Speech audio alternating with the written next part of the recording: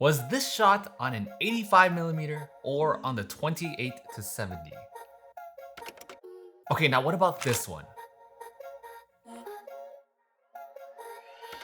Let's try that one more time.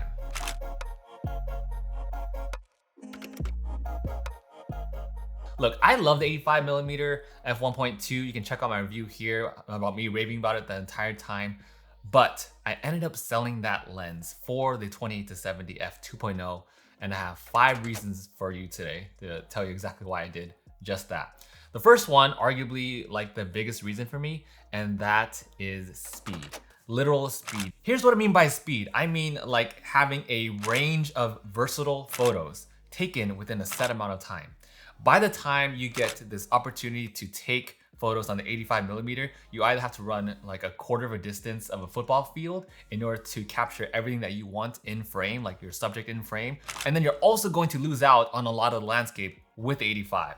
Versus having the 20-70, it covers a slew of focal ranges. Like it is the perfect focal range, arguably, because 28 lets you get a ton of the landscape in, it gets a huge wide angle, and then you can go all the way to the 70 to get those really intimate shots and detailed ring shots as well. I can stand in one spot and cover a whole range of different kinds of photos and still maintain that quality to have crisp, refined, smooth, beautiful, dreamy photos versus having to run back and forth with 85. There is no competition when it comes to that.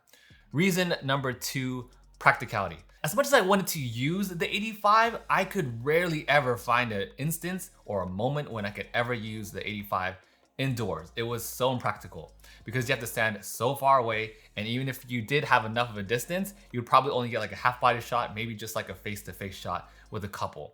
But unless you're shooting in like a mansion or like a giant architectural building, it is very, very unlikely that you'll be able to use the 85 indoors. Versus the 20-70, you can get the entire family indoors, you can get getting ready shots, and the biggest thing too, you don't have to worry or think about, oh, should I switch out to a different lens, or I don't know if this lens is gonna cover it, because it's gonna cover it. The 20-70 is going to be way more reliable and practical indoors. However, if you do find yourself in a situation where you could use 85 indoors, the upside to that is that you do at least get a lower f-stop, so you get more light in at f1.2 versus at f2.0 for the 20-70. Okay, reason number 3, and that is variety. Now, I kind of touched on this earlier in reason number 1, but I want to expand on it a little bit.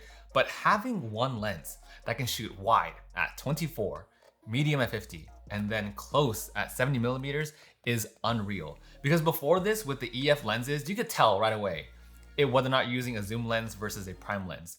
Nowadays though, that entire system, this game has completely changed, because with the RF system, it is so hard to tell between a RF zoom lens and an RF prime lens. Okay, most photographers, most of us, we're definitely gonna be able to tell the differences between the 1.2 and the 2.0 and the 20-70.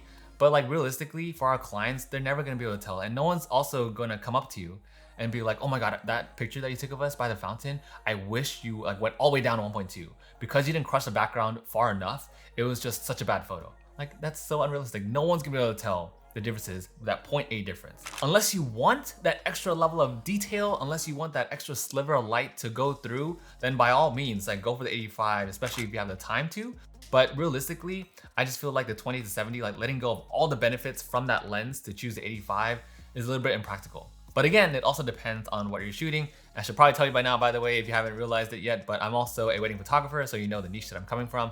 But I also shoot products and do product commercials as well.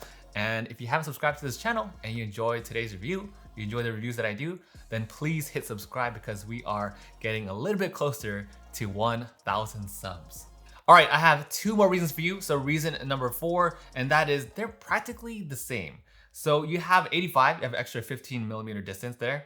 Let me see if you can tell the differences between these photos, just like we did at the very beginning. Here is photo number 1.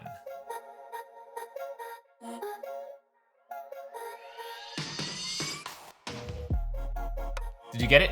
Let me see if I can get you with this one. Let's try photo number 2.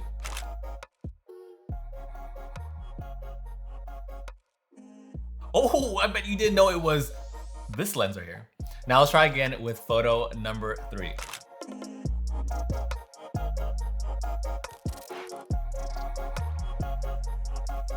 Stop lying. I know you didn't get that one.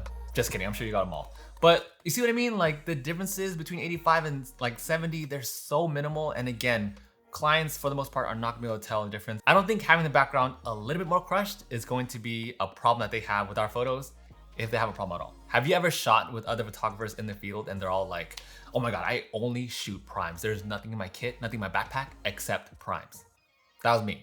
I was 100% all about primes back then. But like I said, game is changing. And the differences between the RF lenses and the EF lenses, prime, zoom, is so blurred with the RF system. So I'm all for zooms now.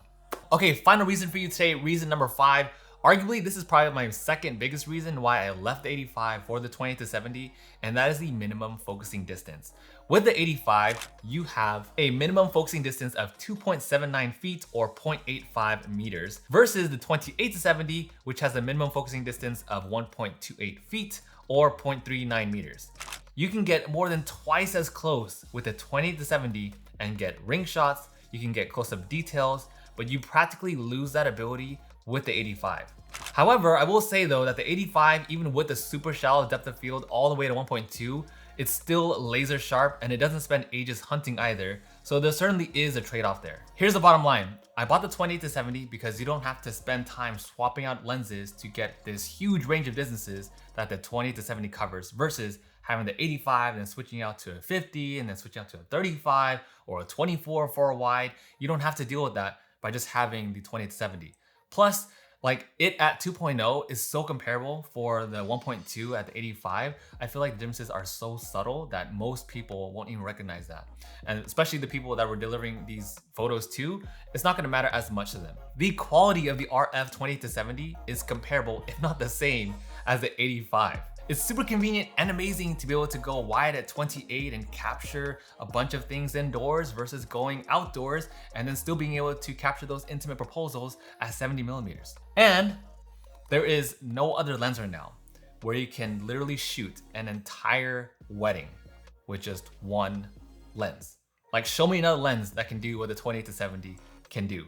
My entire wedding day, like for the last one, 95% of the photos was shot on a Canon R5 with the 20-70. I have never done that with any other camera setup and it is just wild. At the same time, like the quality of photos is still something that is amazing to deal with. Like you don't lose quality by switching over to this lens, which is unreal. So if you're looking to pick up the 20-70, I highly recommend it. It is the one and done lens.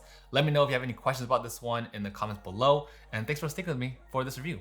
So with that said, I will see you all in the next video.